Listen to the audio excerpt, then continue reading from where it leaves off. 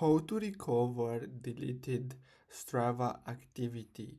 So basically what you're gonna have to do is simply tap on you at the bottom and then simply tap on the settings button in the top right corner, and then you're gonna have to simply tap on help. Next, what you're gonna have to do is simply tap on support, and then here what you're gonna have to do is simply type in I need support, and then simply tap on contact Strava support.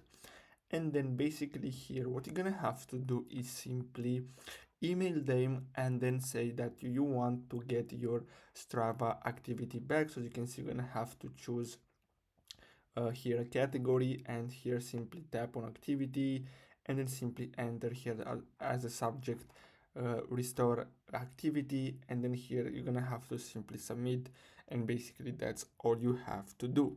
So I really hope you found this video helpful. Don't forget to like and subscribe. Thanks for watching.